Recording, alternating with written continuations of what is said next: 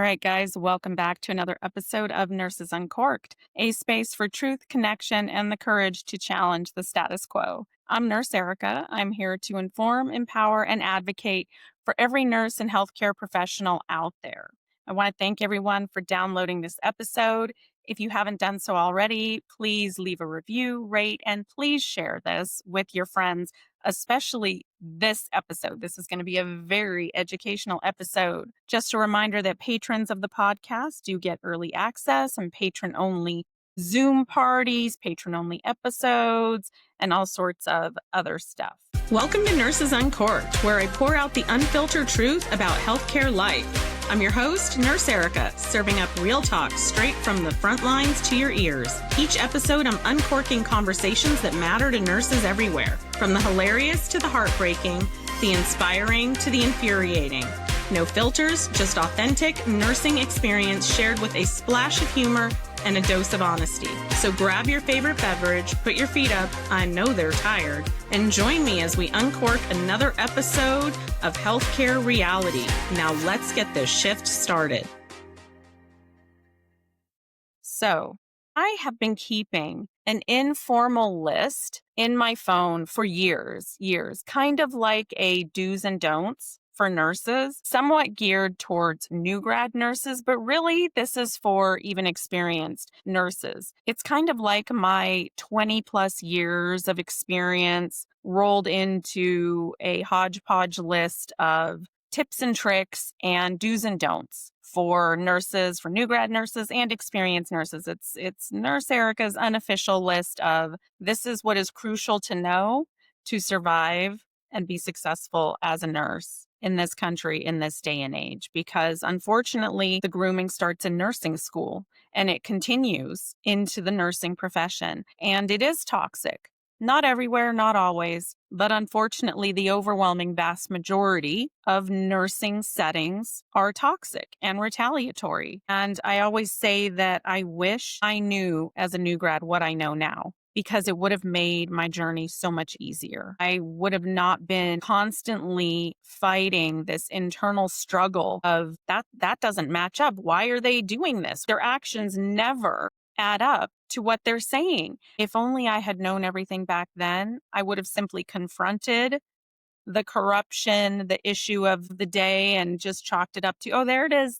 There it is. That's the lie. That's what I was expecting. That's the corruption that I hear about. And I wouldn't have been so conflicted, constantly trying to reconcile it in my mind. And so my hope with this episode is to just impart some of my wisdom.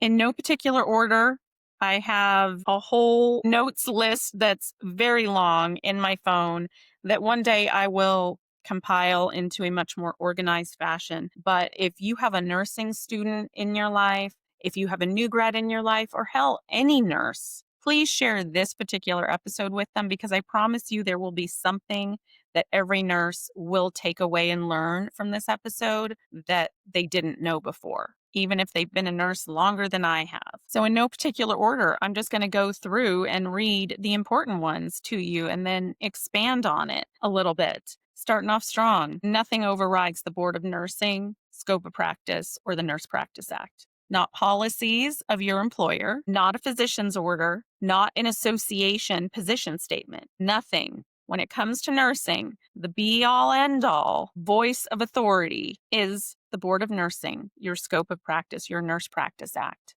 And you need to be intimately familiar with those before you are ever in a potential situation. Okay, so that means having a copy of your State Board of Nursing Scope of Practice and Nurse Practice Act. Whether it's downloaded on your phone, easily available, or you have a hard copy with you at all times at work, in your locker, in your backpack, whatever. You don't want to be scrambling trying to find that when you're already dealing with a potential situation. And understand, if you're working in different states, it's different in different states. And it is your responsibility to know it, to have it, to refer to it. Your employer will lie to you. They will lie to you and say, oh, no, this isn't your scope of practice. You can do this. Yeah, we do that all the time here. Sherry just did it last week. This is really common. They're going to gaslight you. It is your responsibility to know it, to have it, to refer to it, to quote it. because nothing overrides that. Again, not a doctor's order, not your employer's policy. Your employer policies are actually irrelevant to the Board of Nursing. They do not care. They will not listen to it. That plays no part in their decision making. It's irrelevant. You need to understand that the Board of Nursing has no oversight. They are kind of omnipotent. They answer to no one. Let that sink in. They answer to no one. And I don't know a lot of other entities that we can say that about. It's actually kind of crazy. So that means that sometimes they get away with doing pretty harmful things to nurses. And it differs state to state, right? Some state boards of nursing are much better than others. Some are downright corrupt. Okay. Looking at you, Tennessee. Some hold themselves accountable and keep it on the up and up.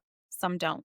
They have no oversight. I'm just going to keep repeating this because you need to understand it. They answer to no one. So you think that you're going to go to them and they're going to do the right thing because they're a nurse and you're a nurse and they should be advocating for you, but that's not the reason for their existence. The Board of Nursing's purpose is to protect the public from potentially dangerous nurses. So when you hear things like HR is not your friend, that's true. But the Board of Nursing is not always your friend either. Be very selective and very careful in what you choose to say to them. If you are ever contacted by the Board of Nursing, they're always going to catch you off guard when you're not expecting it. You're going to answer a phone call, you're not going to recognize the number, and they're going to say, "Hey, this is so and so. I'm an investigator with the blank state Board of Nursing, and I just have a couple questions for you." And they're going to downplay it, and you're going to think, if they're a nurse, so if I just explain it to them, they'll get it, they'll understand. No, they're recording it. Anything that you say can and will be used against you later on. It's not a cliche. It will. So you need to say to them, it's my intention to cooperate fully with any investigation. However, I will be obtaining legal counsel and they will reach out to you on my behalf. I cannot answer these questions directly. You'll need to go through my attorney. And then you just simply get the name and contact information for the person that's calling you. And that's it. Don't engage. Don't let them trick you into answering one or two things. It's very important.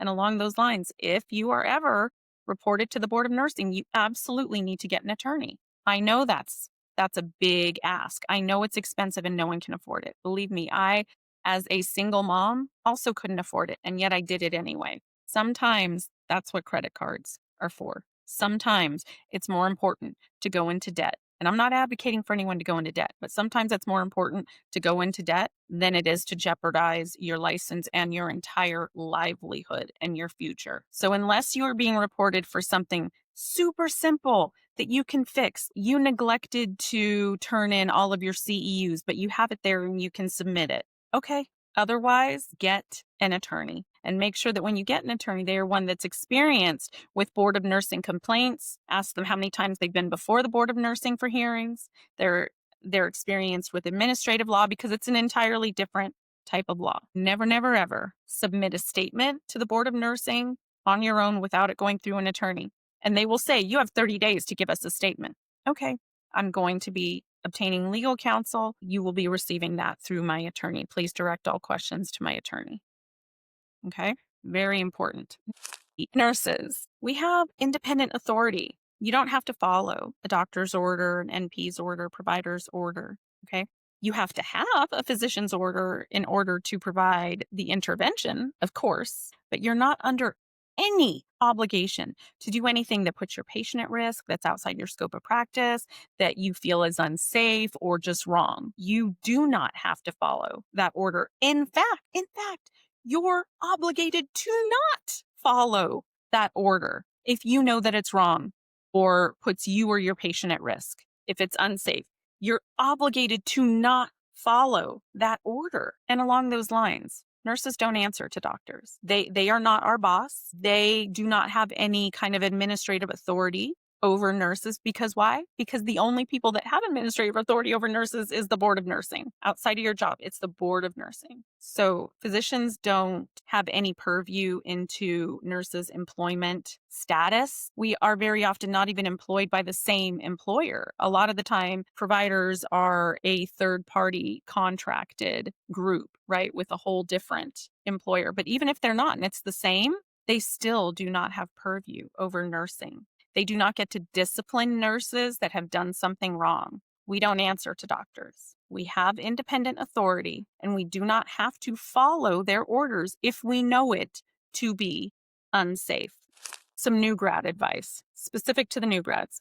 Become an expert in your specialty, whatever it is. Even if you go into med surg, make it your goal in the first 6 months or so. Learn the, 15, 20 most common diagnoses or disease processes that is seen in your specialty, in your unit, and the most maybe 24 or so common medications that are given on a daily basis. Learn the pathophysiology behind all of those meds and all of those disease processes. And learn the dozen or so most common tests that are ordered in your specialty on your unit, whether that's lab tests, radiology, whatever it may be. Learn what those tests are, study those. If it's something that you can go and observe, like a swallow test with a speech therapist, something like that, try to find time to go observe that once so that you're familiar with it and get good at your head to toe assessments. That should be your goal in the first few months of being a new grad, to become competent in your specialty. The meds, the diagnoses, the testing, and getting good at head to toe assessments. And since we're bringing up head to toe assessments, never, ever, ever, ever, ever let anyone gaslight you into believing you don't have to do a head to toe assessment. You don't have to assess your patients. This is an alarming trend the last few years. And I'm going to tell you right now, there is absolutely no excuse for not assessing your patients. None. Don't listen to the other nurses. Don't be the nurse that doesn't even carry the stethoscope. That's embarrassing. And I don't even want to be in the same room as you if you're a nurse that thinks it's just extra to carry a stethoscope. It's extra to assess your patients. You're falsifying documentation and you're a shitty nurse. Never, ever be that nurse. Always assess your patients. Never chart or document that you forgot to do something, right? There are creative ways to document things and still be honest without coming right out and throwing yourself under the bus, okay? So saying that you forgot to do something, you're basically saying you're guilty. It's an admission of guilt, okay? And that can really come back to haunt you. That's a liability. So instead of saying you forgot to give a medication, you could say medication dose not administered at 14:30, missing dose discovered at 16:30, MD notified, vital signs stable, no adverse effects noted. You're still being honest, but you're not throwing yourself under the bus, right? Really think about things and the way that you're documenting it. You don't want to not document something like that. You don't want to lie. You don't want to cover it up. But there are ways to do it skillfully where you're not putting yourself in any more liability. If your patient wants to leave AMA, let them leave AMA. This is something I actually really struggled with as a new grad. I took it so personally, and I would really try to convince them how wrong of a decision that was. The tricks that we hear about, insurance isn't going to cover it, which may or may not be true depending on the situation. But I took it so personally if a patient wanted to leave AMA. That's their choice, right? All we can do is educate them on the risks, but ultimately it's their choice, and it's not necessarily a reflection of you. Don't take it personally. Educate them, document it well, give them the AMA paperwork. Kind of along those lines also. If a patient requests a new nurse, again, this is something I struggled with as a new grad. I took that very personally, and I would be so insulted by it. It takes a long time sometimes to get to the point where you're like, cool, you're doing me a favor. Peace, peace. And, it's frustrating because it does disrupt the flow of the unit, right? Because then you have to stop and give a report to another nurse. You have to get report probably on a new patient that you're starting over with, maybe mid-shift. It's extra work. It's extra documentation. It's not fair. But try not to take that personally or as a personal reflection. Patients are dealing with a lot of stress, and we all know that patients often do not have an accurate view or interpretation of what nurses are really dealing with. So, what they might misconstrue as you doing something wrong does not mean that you're doing something wrong, right? We are often judged unfairly. Don't take it personally. Paper trails. You guys have probably heard me talk about paper trails before. If you followed me, this is a big one. Just like you have to constantly be documenting CYA to cover your ass in the medical record, you need to also be thinking about documenting to cover yourself professionally. And I don't mean in the medical record. So, sending things like summary emails or thank you emails whenever you've had a potentially crucial conversation in person or, over the phone, but basically not in writing. You want to make sure that you're creating a paper trail for that so that you can prove that conversation took place. So, sending summary or thank you emails, that looks like, thank you for taking the time to meet with me today and discuss fill in the blank. Thank you for initiating the investigation that we discussed. These are so valuable, right? You've got to be able to prove that conversations took place, and word of mouth does not prove that. Okay. Keeping a journal every day. I encourage every nurse to do this. Don't make it long and laborious because then you won't do it. Even if it's just like a little note app on your phone, a little tiny pocket sized notebook that you keep in your car, whatever it may be. And at the end of your shift, take 2 minutes, just 2 minutes, and put the date, anything crazy like 2 call outs at 1:5 ratio when you're supposed to be 1:3, no CNA, charge nurse with patients, no unit secretary, and any kind of adverse event that happened. You want to make note of that. All right. Obviously, you're going to leave out any HIPAA, PHI information, but you want something that you can flip back to. So 8 months later, when they say, yeah, there was an incident back on February 2nd, you can flip to February 2nd in your notebook, your notes, and go, that day when we were understaffed, that day when we had 3 call outs, that day when I didn't get a lunch break, that day when I left an hour and a half late, that day, yeah, you want to be able to immediately turn to that and give you a picture of what the day looked like. And when you do your paper trails and your summary emails, you want to always be printing and saving those things at home. Don't CC or blind CC your private email, your home email. Don't do that because a lot of healthcare organizations have the software that tracks that. You can actually get in more trouble for that. Okay. Print them and save them at home. It's got the timestamp, the day, who you're sending it to, all of that. Don't save them at work in your locker because if you're ever terminated, your locker is going to be emptied before you ever know what they're doing. Print them and save them at home. But understand that documentation turns your experience into evidence, and evidence forces accountability. If you can't prove that you informed your manager of something, that you escalated an issue, that you reported something, well, then it never happened. Just like if we don't document it in the medical record, it never happened.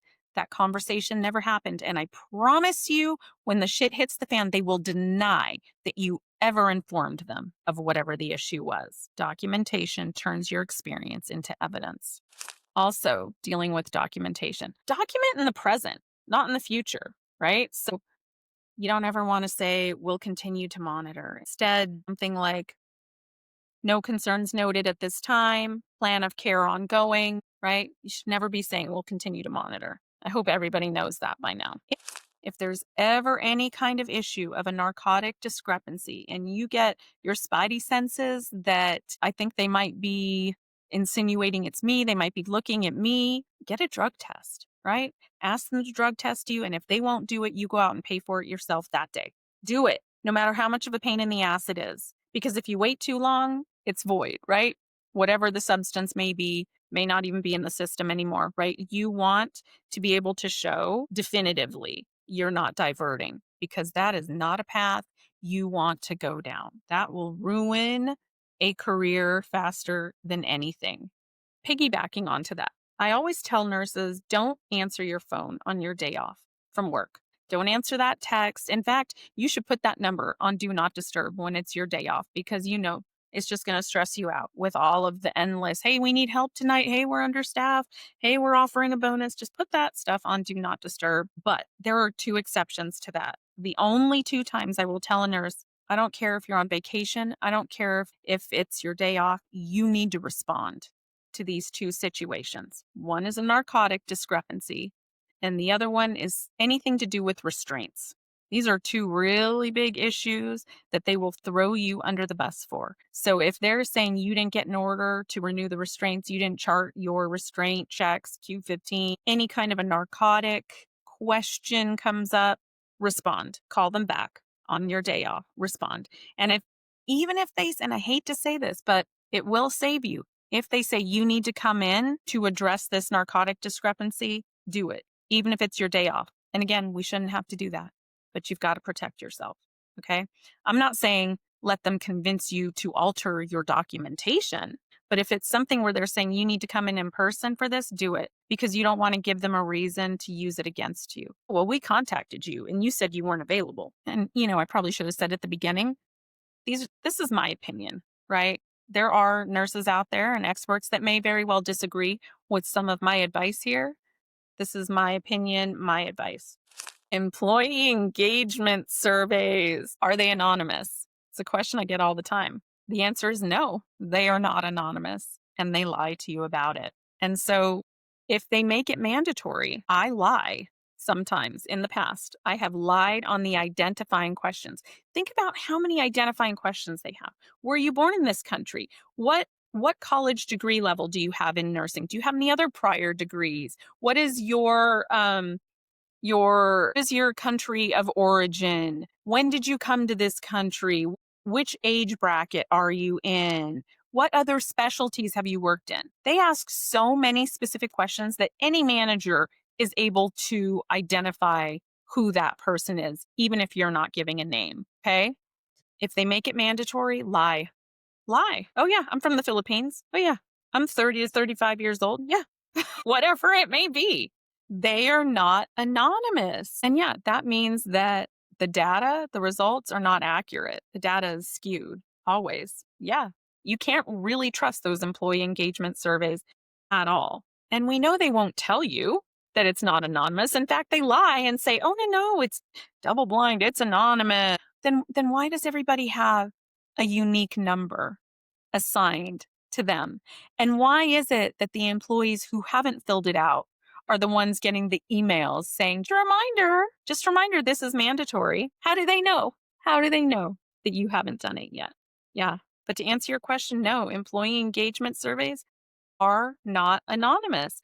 And they will sometimes retaliate against nurses that are honest, that are simply honest in the employee engagement surveys. There's tons of examples of toxic nurse managers retaliating. Of course, they're not going to come out and say, I'm calling you in the office because of the way you rated me on the anonymous employee engagement survey. No, they're just going to start riding your ass about other things that they've made up or exaggerated. Make sure you always carry your own personal liability insurance, also known as malpractice insurance, your own private policy that goes with you wherever you go from job to job, not your employer's policy. Don't let them manipulate you into thinking that you're putting a big bullseye on you if you have your own policy. It's your policy. You keep it to yourself. Don't tell anyone you have it. You are not obligated to disclose that you have your own. I've seen some really toxic places that will ask it as part of the onboarding process for a new hire. You are not obligated to tell them if you have your own insurance. You're not. The only time you're obligated to disclose that is if you are named in a lawsuit and you're going to deposition and all of that. Then, if it's asked of you, yes. Don't go talking about it with your coworker. You have it, you pay for it. It's cheap as hell. There's no excuse not to have it. You tuck it away, you pay the premium every year, and it's yours. And it follows you wherever you go. And you keep it even after you retire. And I'll explain all that in another episode one day soon coming up. But always keep your own, regardless of what type of nursing you do. Even if you're doing like work from home nursing, it doesn't matter. Always have your own personal liability policy. Keep it to yourself. Do not fall for the manipulation that it puts a target on you, and do not fall for the manipulation that you'll be covered under your employee's policy, your employer's policy, because you won't. Yeah, on paper you will, but in reality you won't, because that's going to be their attorney that is representing the organization's best interest, not you, this one lowly little nurse. You need an attorney that is looking out for your best interest and only your best interest. Moving right along. Listen to the travelers and outsiders where you work that have worked in a wide variety of places and locations, because they have a frame of reference and experience that you just do not have, regardless of how long you've been a nurse. I can't tell you how many times I have worked with nurses that have only ever worked in one hospital or one city ever their entire career. And they think this is the be all end all way that it is everywhere. And it's not. And they're so deluded to think that. But they really think, well, that's the way, that's best practice because that's the way we do it here. And they have no idea that there's a whole other world of nursing out there that never would do that actually thinks you're insane for doing it that way. Listen to the travelers and the nurses that have worked in a wide variety of places and locations. They have valuable information and experience to impart. Ask them what they see in other places. Always, always, always check your paycheck stubs. Every 2 weeks, whenever it is, when it's your payday, you get that paycheck stub, you print it, whatever you have to do, you get out the calculator and you do the math. Like, actually check the math. They will steal money from you. This sounds paranoid and crazy, but healthcare organizations literally profit millions of dollars every single year by stealing money from employees because they know that you're not going to check. And a lot of them make it so purposely confusing, like everything is coded weird and you can't figure it out. They do that on purpose so that you don't check them. So do what you, if that means you need to reach out to payroll and set up an appointment to go in and get the cheat sheet for what the different codes mean, have them go through it with you, then you do that. Again, we shouldn't have to do that. Yes, it's a pain in the ass, but they will steal money from you. Make sure you are checking. There are class action lawsuits that have been won by nurses around the country for this very reason, because they knowingly are stealing money. They'll say that, oh yeah, the bonus is going to be X amount, but then it just happens to not be that amount when you do the math, right? The overtime rate is this, but then it just happens to not quite be that when you do the math. Or you worked 43.5 hours, but they're paying you for 42.3 hours. It doesn't seem like much, but it adds up to millions of dollars a year that corrupt healthcare organizations are profiting off stealing money out of your wallet. Hold them accountable. Always check your paycheck stubs. Know your state labor laws. Period. The end. Know it, have access to it before a situation occurs. Okay? Have it downloaded, printed off your state labor board website, whatever it may be, because employers will lie to you. They will lie and say, oh, yeah, no, there's no cap on overtime in this state. And sometimes that's true, whatever it may be, but you need to know so they don't take advantage of you.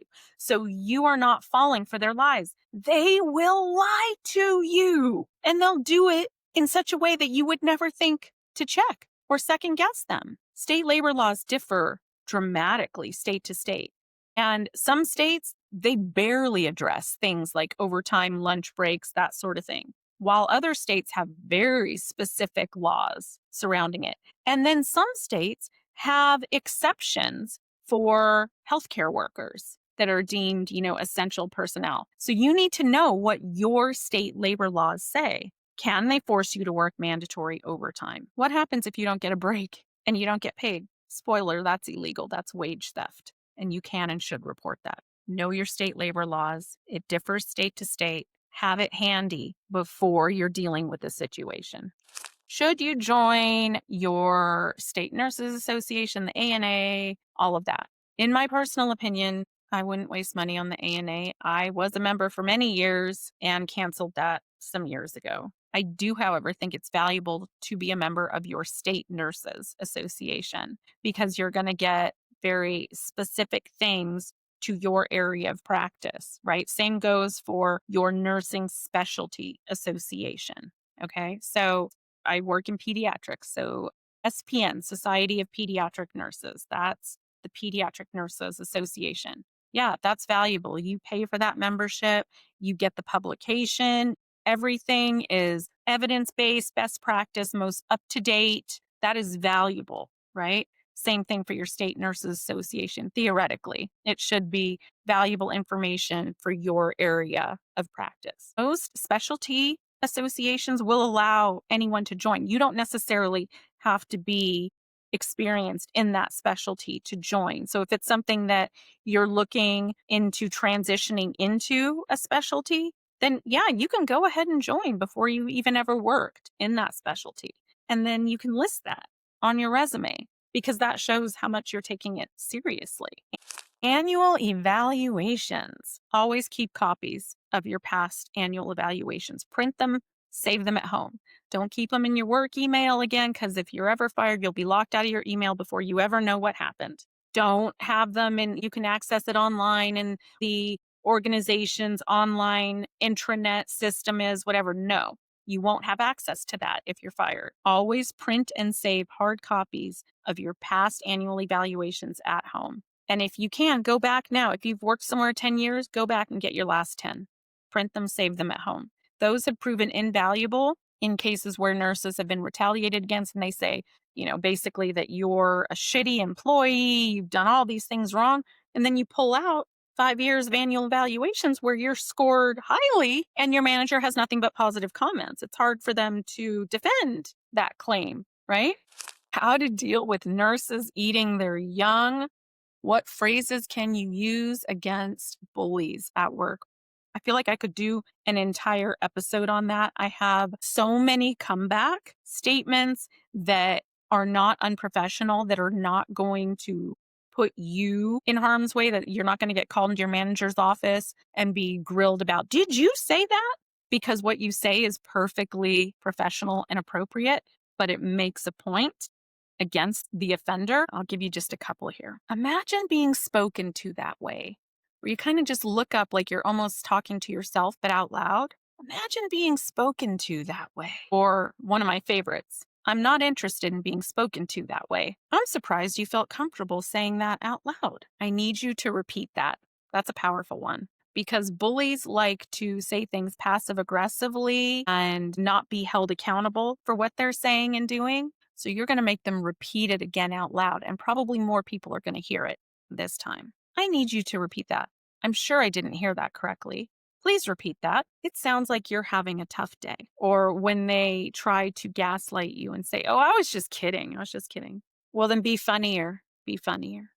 Because that wasn't funny. When did I give you the impression it's okay to speak to me that way? And here's the thing with any of these, you have to embrace the awkward silence that follows. You have to look them in the eye, hold that gaze no matter how uncomfortable it makes you, and not be afraid to embrace the awkward silence that feels like an eternity, right? Everyone hates the silence. You've got to say something to break the silence, but it's not going to be you. You're going to say it and you're going to let it hang there in the air with the weight of 1,000 mules just hanging there. Make them answer for it.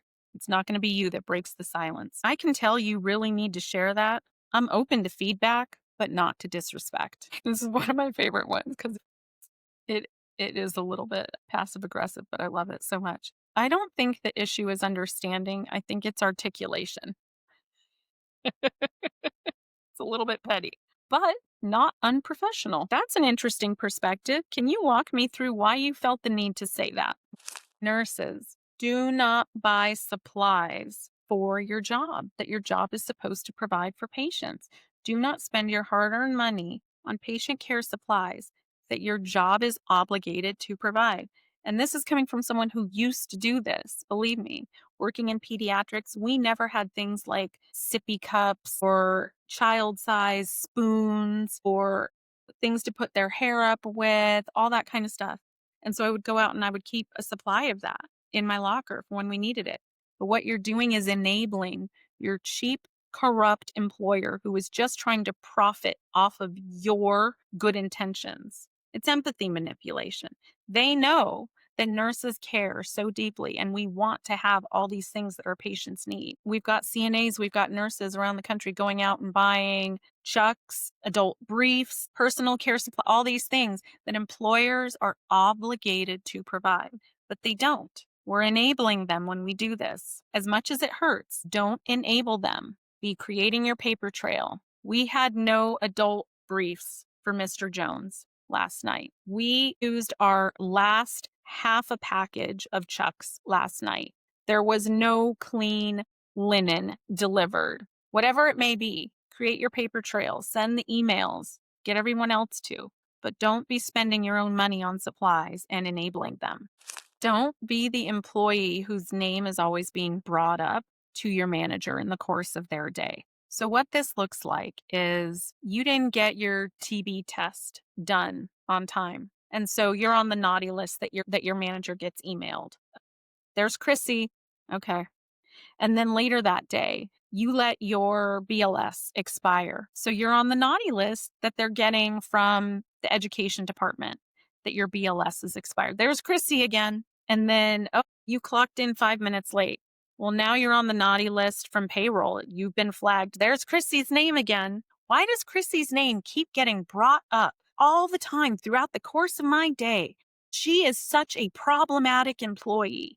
That's how they often think, even though you could be the best nurse in the world. But your name is constantly being brought up throughout the course of your manager's day. That is not going to serve you well. You want to do everything in your power to make sure your name isn't on her lips, his lips, right? You're not on any of the naughty lists. Because believe me, if they want to find a reason to retaliate, to screw with the nurse, they're going to find a reason. But you don't need to give them the reasons. Make sure your name isn't on any of the lists because they get email notifications for all of that kind of stuff all day long. Never sign a 3-year contract, whether you're a new grad or an experienced nurse. I barely like 2-year contracts. I think even those are pushing it. The only time I think it's okay to sign a 2-year contract is if it's a specialty that you're really desperate to get into and maybe they have a good nurse residency and this is your way into ICU or ER, whatever, but it's a 2-year contract. Even that is tough. It's tough because very few people complete those, you know?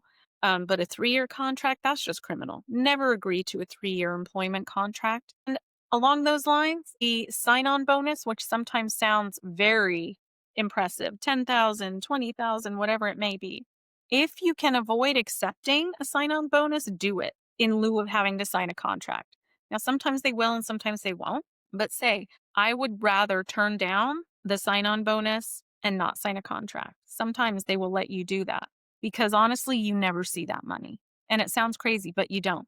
They're going to split it into quarterly payments. They're going to tack it on to your regular paycheck. It's going to get taxed at a much higher rate. And you're going to look back and go, where the hell was that $10,000? Because I swear I never saw but 500 of it. That's how it really ends up playing out. It's not worth it. Don't let them own you. Don't let them hold something over your head that you have to work somewhere that you know is just eating away at your soul or it's unsafe or toxic because you still have another year and a half left on your contract. Don't put yourself in that position. Try to avoid the gossip at work. And nurses are so guilty of this. Obviously, we're a female dominated profession, and nurses, honestly, we can be catty, right? We can be catty and petty sometimes, and we can be very critical of one another. Do your very best not to engage in the gossip. And it's hard because they'll be doing it all around you. Sometimes you have to get up and remove yourself from the situation, but certainly don't add to it. If they're trying to lure you in, just say something, very middle of the road, non-committal, non-judgmental. Don't engage because then they're going to know you're not the one to try and engage with later, right? Try to rise above. That gossip at work can be so toxic and damaging to nurses. Don't be part of the problem. Never sleep at work. And yes, I know there are places that allow you to sleep, especially if you're on night shift, if it's part of your break. There are also states where that's considered patient abandonment, even if you're on your break, even if you're clocked out. Don't do it. It's not a good look. Don't sleep at work ever, ever. Do not stay and chart after you've clocked out. And we all know they will ride your ass for weeks and say, if you get one more write up, that's it. It's all about your time management. You have poor time management. Everyone else gets out on time. Can't, and they put you in a position where you're so fearful that you're like, it's not even worth it. I don't even care about the money. I'm just going to clock out at 7:30 and stay and finish charting. Well, guess what? That's a HIPAA violation because you're accessing medical records when you're not clocked in. And then inevitably, eventually, something happens, like someone codes in the room right across from you at the nurse's station when you're not clocked in. And of course, you're going to go running in there. And now you're doing hands on patient care and you're not clocked in. Nurses get in trouble for this all the time, not to mention it's wage theft. Okay. Never, never, ever access medical records when you're not clocked in. Same goes for coming to work early before you're allowed to clock in. Never go in 30 minutes early to look up all your patients. I know that's a great intention and you want to be organized and get ahead. And the shift is going to be so insane that this is going to make you feel more prepared. I get it. I totally get it. But don't do it. It places you in a liable position and it's wage theft. And we deserve to be paid for the hours that we are working. The same goes for any breaks that you didn't take. And then they automatically deduct it anyway. So you're not getting paid even though you worked your ass off for that 30 minutes or 1 hour. Absolutely not. Stop being part of the problem. This pink collar professions, female dominated professions like nursing and teaching, where they take advantage of us. If you're working, you get paid, period, the end. Nurses, stop working for free. Do you hear me? Stop working for free. They are taking advantage of you. If you didn't get a break, then you get paid for your break. They will try to manipulate you. Yes. Do your paper trail, make sure it's all documented. There have been huge class action lawsuits won by nurses around the country for this, in paying out millions of dollars in back wages. It all comes down to the documentation and your paper trail again. Now for your enema of the week. Let's take a moment to hear a word from our sponsor, Happy Bum Co., a leader in at-home enema solutions. As a nurse, I've seen firsthand how gut health can make or break someone's overall well-being. And honestly, most of us really don't even like to think about it or give it any attention. But that is why I'm so happy to partner with Happy Bum Co. I know the word enema might sound a little intimidating, and it's not exactly polite conversation, right? But your gut doesn't care. Your gut deserves to be supported and detoxed, and it doesn't have to be scary. Happy Bumco makes at-home enemas simple, safe, and actually kind of empowering. Relief doesn't have to be dramatic. It just has to work. And Happy Bumco works. And their kits are discreet. They're very beginner friendly, no fuss, designed to make a very unglamorous experience as smooth and clean and stress-free as possible. So do yourself a favor and head over to happybumco.com. Check out all of their supplies. They have a great variety, and use code Nurses Uncorked for 15% off your first bundle at happybumco.com. There is a link in the show notes. This week's Enema Award, no surprise, goes to the Department of Education, who basically said that advanced nursing degrees are no longer going to be classified as professional degrees. I went into much more detail about this last week in the Huddle News update, so take a listen to the last episode for that. But basically, this will affect nurses, advanced practice nurses, CRNAs, nurse practitioners, anyone wanting to go back to school for an advanced degree like an MSN, DNP, CRNA, all of that. And also physical therapists, I recently learned, are now also being excluded from the list of what is considered a professional degree. And so this makes them not eligible for scholarships and loan options. And basically, this is going to equate in less nurses going to school and advancing their degree, and also less nurse educators, which there's already a shortage of. So, yeah, I mean, the Department of Education, what the hell were you thinking? I don't care how you word it. There's no way to justify theology being considered a professional degree over nursing or physical therapy. Like, that's just insane, no matter how you try to spin it, right? So, this week's Enema Award goes to the Department of Education.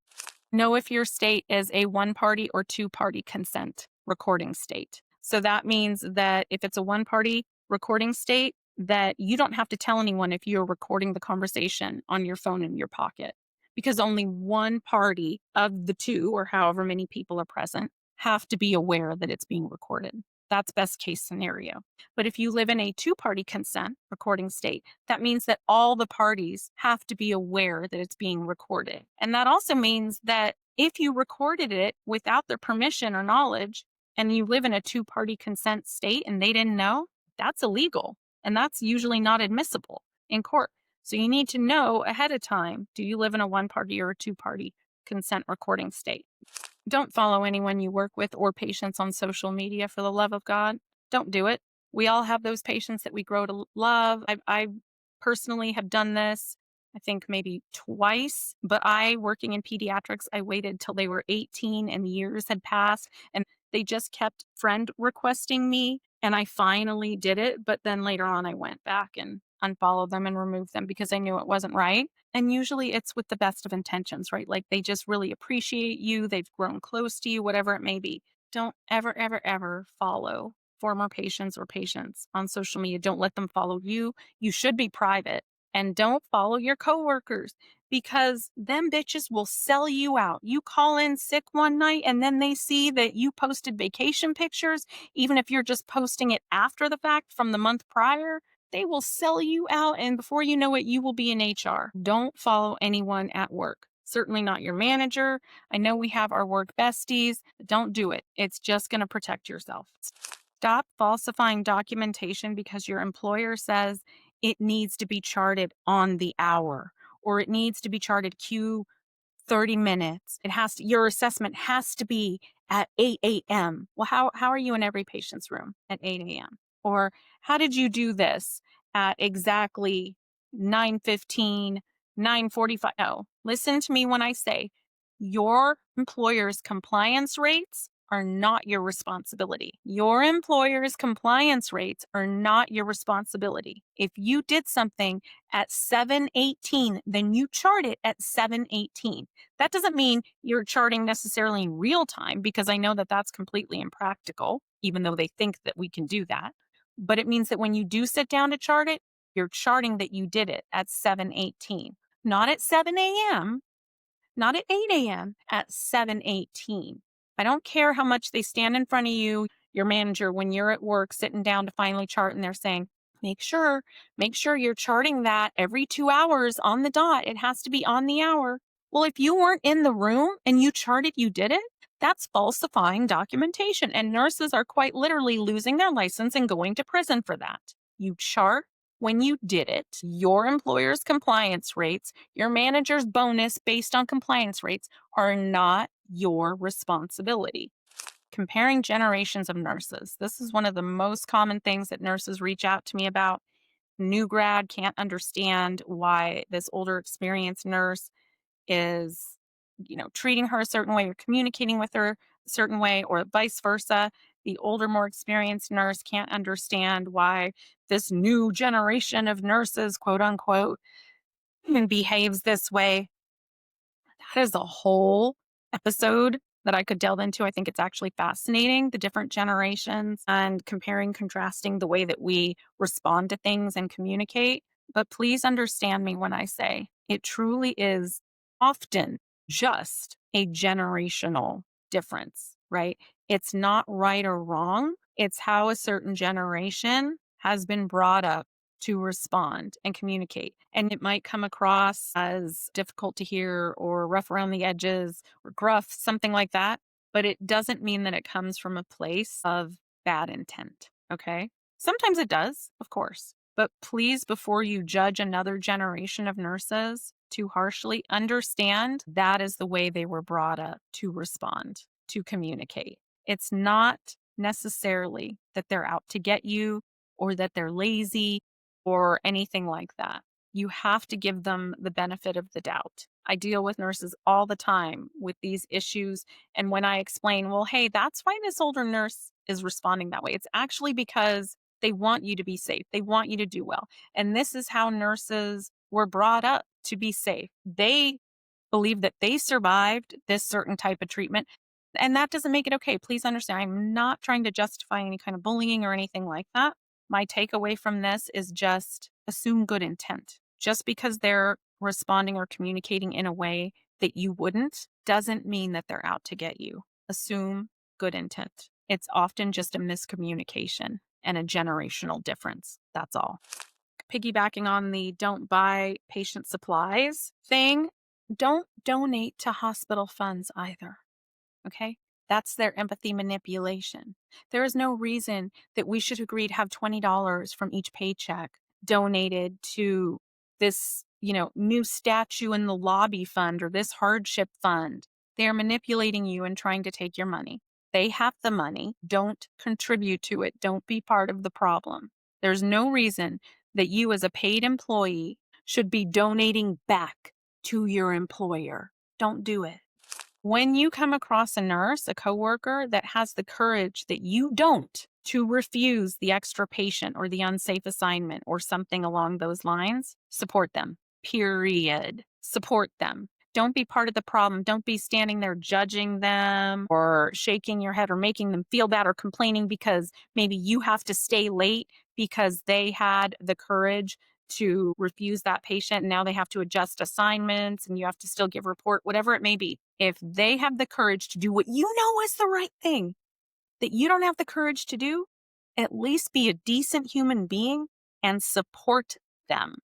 Do not use your work Wi-Fi or download apps to your personal devices. This is a big one these days. A lot of places have in their fine print when you click accept the first time, that grants them access to anything else that you're doing on the company Wi Fi. Yeah, think about that. Anything that you're looking at on your phone, on your break, in the bathroom, when you're on company Wi Fi, they can access that sometimes in some places. Don't use the company Wi Fi. I know it's a pain in the ass. You might not get a good signal otherwise. Do whatever it is you need to do. Get a burner phone if you have to, but don't use the company Wi Fi. And don't let them tell you that you have to download mandatory work apps onto your personal device. If it's mandatory, they can either give you a work phone or give you a stipend towards paying your cell phone bill. And even if they still don't do it, well, that should be a red flag, right? That's a toxic employer. But if you have to, you go out and you get yourself a cheap burner phone for whatever these apps are. And yep, again, we shouldn't have to do that. It's a pain in the ass. We shouldn't have to waste our money, but you do it to protect yourself. Do not download apps to your personal device or use the company Wi Fi. They will be spying on you in many cases, and it's not worth it. If you're assaulted at work, you file a police report, period. Don't let them gaslight you into thinking that, oh, it's a psych patient. Oh, it's a peds patient. Oh, you can't do that. Oh, they're not going to prosecute it anyway.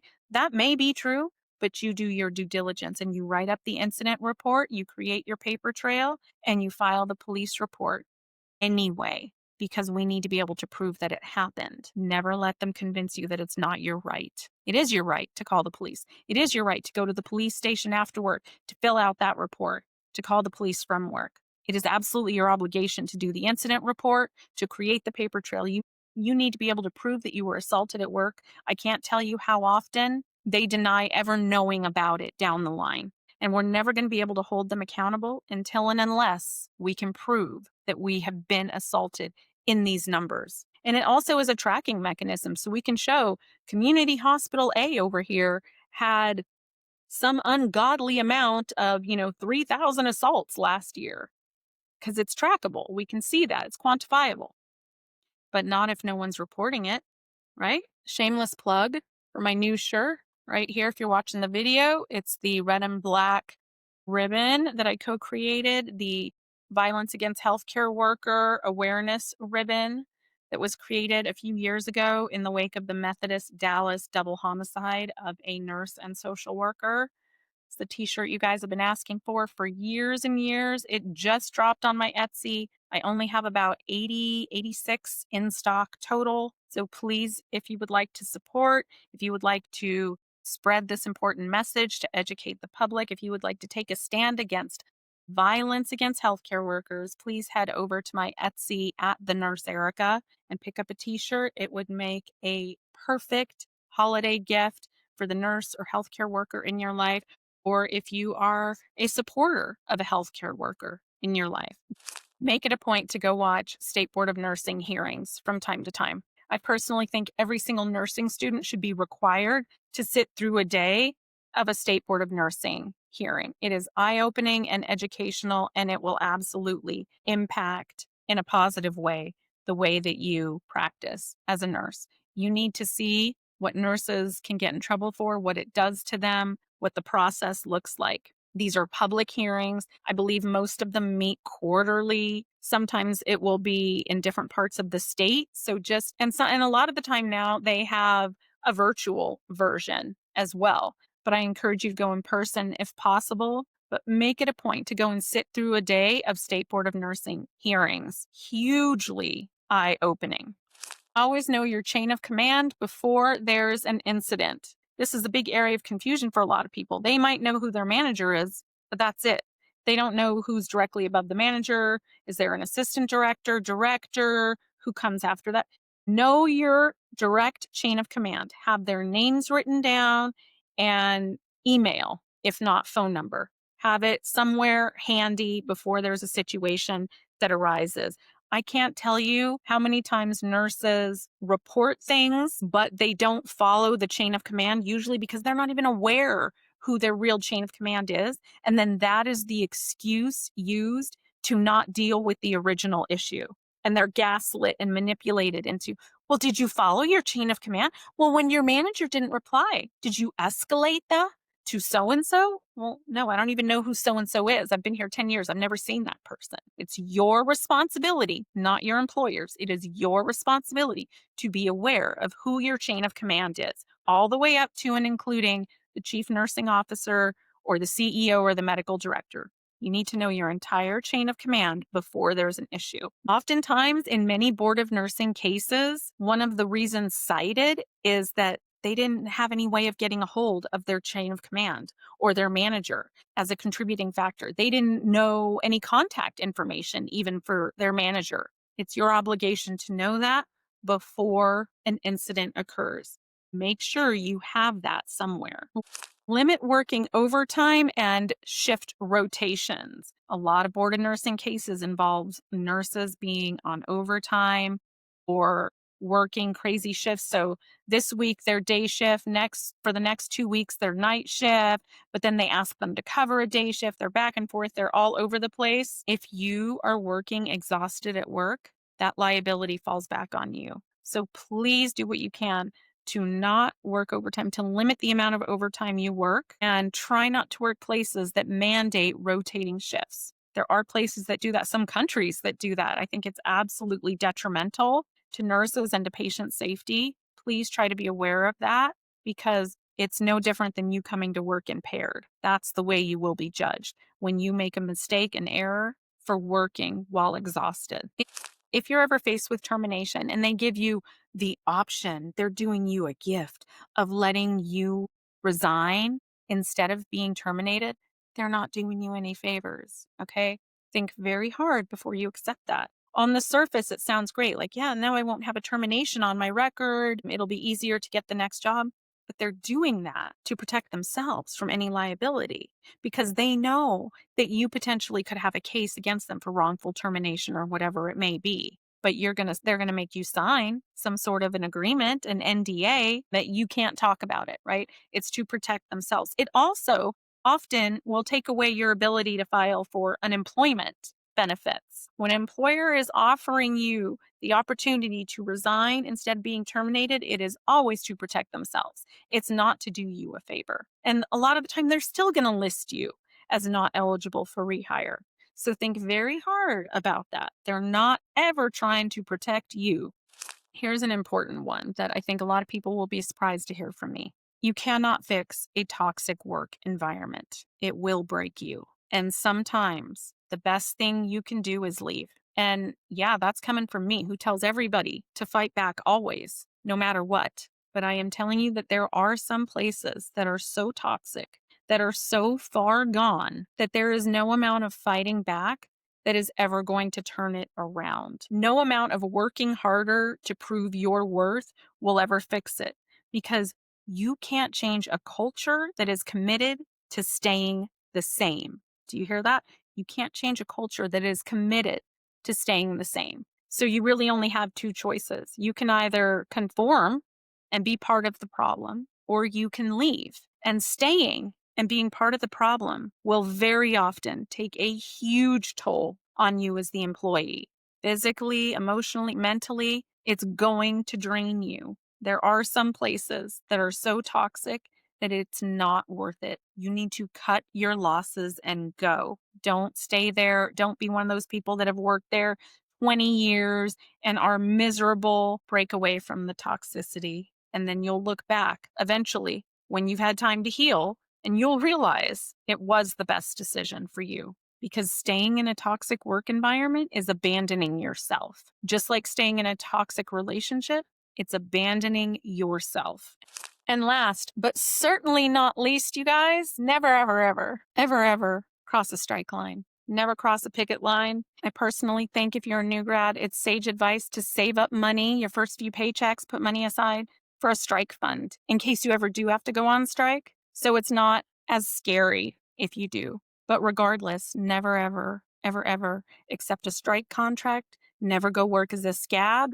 You're not helping anyone. You're only hurting the profession and your colleagues. And never, ever, no matter what, no matter where you go, cross the strike line. That means if you go to a hotel and there's people out there on strike, you go find another hotel. If you go to a restaurant and there's workers out there, you don't go eat there. Never cross the strike line. That's it.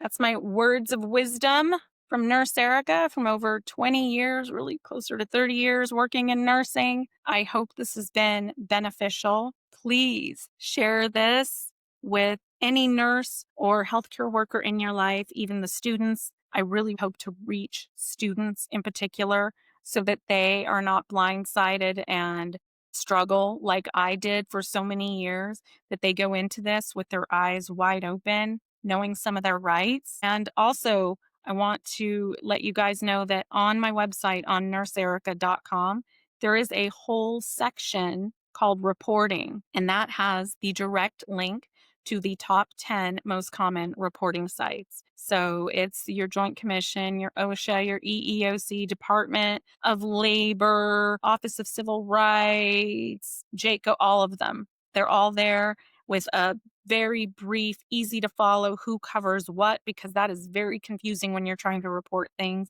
They make it purposely vague and confusing. And it has direct links to the website that you can report things online and phone numbers, etc. So please utilize that. I created it just for everyone out there. It's an invaluable resource. I wish something like that had been around when I was reporting things years ago. It would have made my life so much easier. You've been listening to Nurses Uncorked, where truth flows freely and advocacy is always on tap. I'm Nurse Erica, your unfiltered, unbought, and unapologetically real voice in nursing. I want to thank everyone for downloading this episode. Please share this episode with all the nurses and students in your life and sign up for automatic downloads. It really does go a long way in helping the podcast out. Please leave a review and rate, and consider becoming a patron. There is a link in the show notes. Until next time, don't let the bastards grind you down.